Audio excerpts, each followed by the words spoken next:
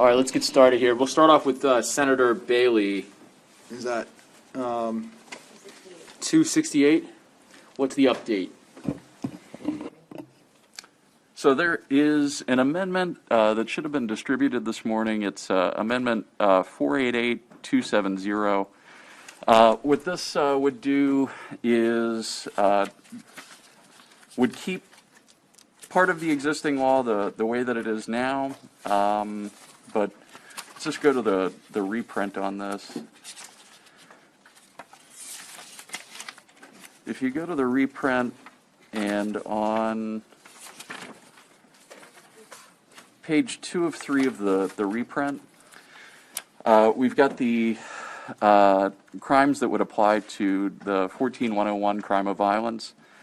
Currently, for certain offenses involving sex abuse of a minor under 3602, constitute a crime of violence if, among other things, the victim is under the age of 13 and the offender is an adult at the time of the offense.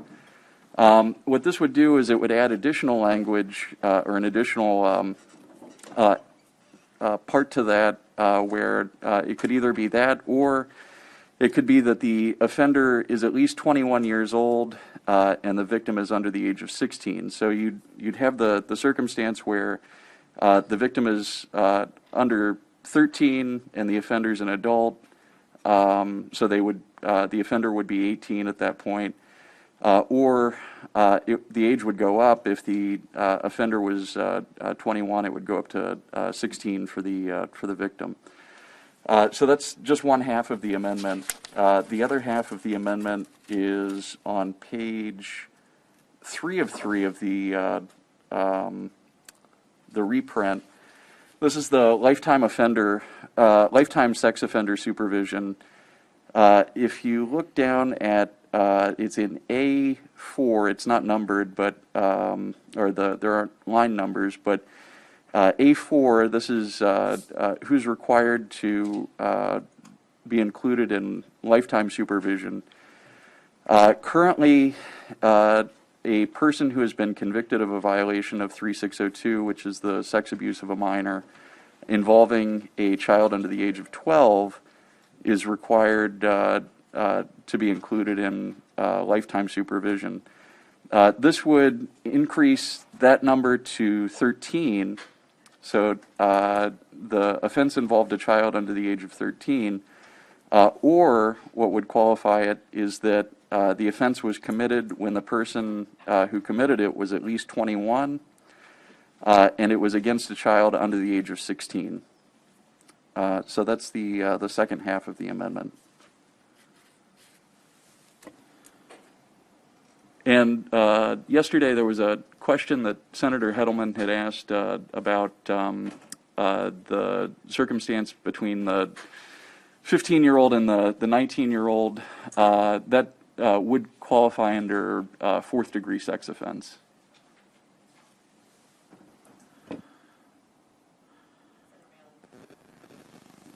Thank you. So we heard what the committee said yesterday. We made the changes to be 21 years old if the victim was age 13, 14, or 15. So the person committing the crime would have to be 21 or older. So that takes out the issues that there was some concern over. These two bills together, making them one with the amendment, relate the crime of violence to a minor, and they also put a uniform victim age of under 16 for both the crime of violence and the lifetime supervision. So this is a bill that protects our children. It protects them from the most heinous crimes that are committed against them, and I would move motion.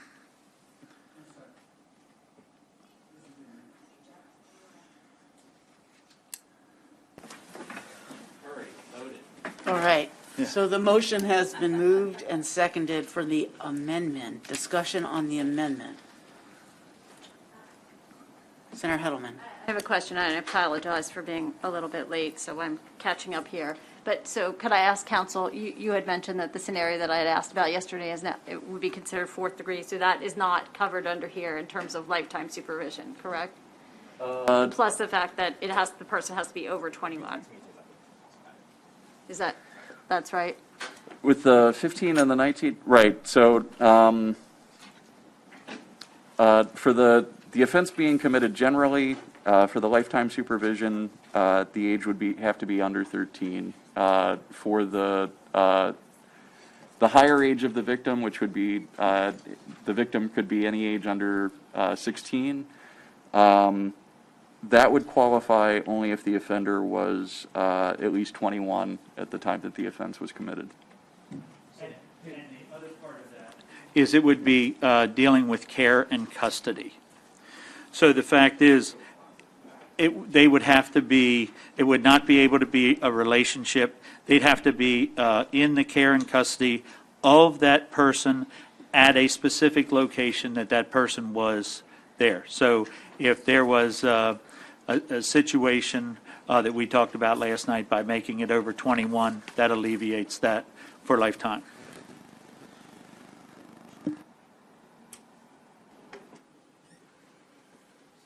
So, thank you, Mr. Chair. I appreciate that what the sponsor is saying. I just want to confirm that with counsel because, so you have to be 21 or older. The youth has to be 15 or younger. And for the older ages, 13, 14, 15, the person who is age 21 or older has to have care or custody of the younger person. Right, so that's part of 3602. So that's just what would fall under the offense for sex abuse of a minor. So 3602, let me just pull it up.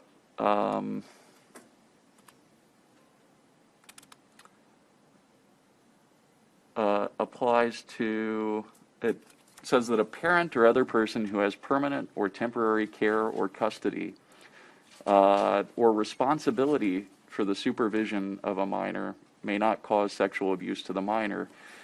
And then sexual abuse is defined as incest, rape, sex offense of any degree, and unnatural or perverted sexual practices. So it would be a parent or any other person, and you're correct. So it would be permanent or temporary care or custody or responsibility of the supervision of the minor. Okay, and so I think I know the answer here, but just to distinguish, care and custody is a distinct concept that is different from person in position of authority.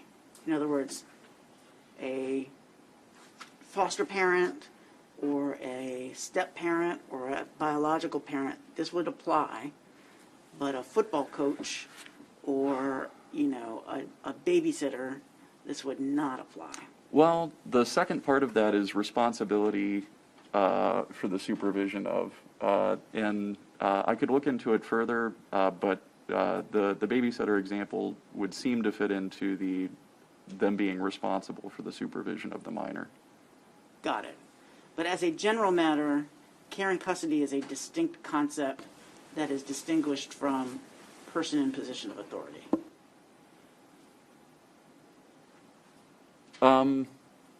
Yeah, I'd have to look into it more to get Can more information. we also just talk that. about, that's what I was trying to tease out, so is it not only we've got the age differential, but it's also, isn't it the context in which the act occurs? So if you are someone that, if it's at school, on the property, during school hours, covered, but if it's, what is your scheme was like a 19-year-old and a 14-year-old or a 15-year-old?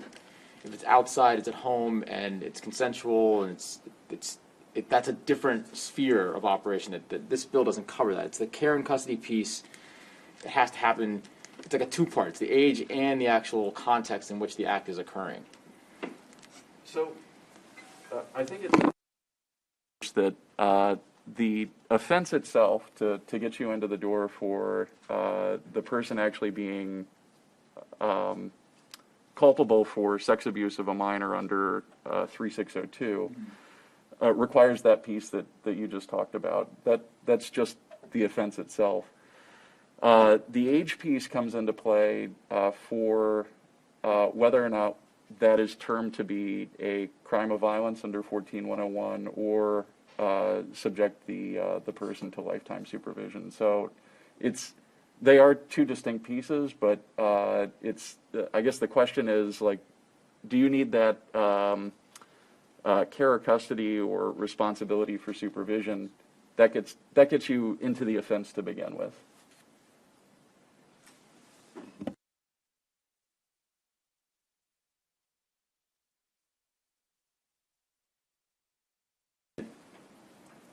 All right, it's adopted.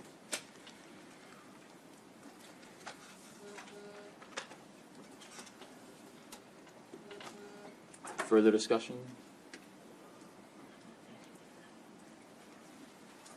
Anything else we need to discuss on this? Senator Bailey? Senator Carter? It was on the conversation that you were having, and my initial thought was, because it does seem to be a little confusing or not clear lines, perhaps we should be explicit about what we mean, the distinction between person of authority and care and custody.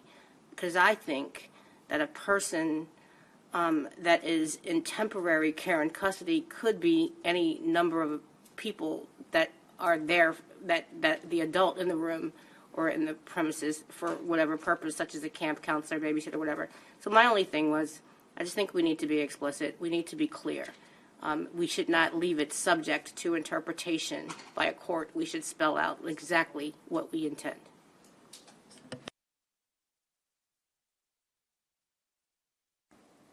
So the situation is that when we talk about care and custody and we talk about responsibility, every single person's situation is different. The court has established this long since, where they check the boxes and they go through each situation differently. That is why care and custody is there. That is why when talking to the prosecuting attorneys, that is why the situation that we discussed last night, they said would never be prosecuted, right? There is not an issue. Right, this is for the protection. If you have a second, you go back, you listen to what the prosecutors said, and I know they've talked to many people here about this. This is in the protection of our most vulnerable people, the children, and to be able to make sure that these pedophiles do not come back again. And the court is clear on this issue.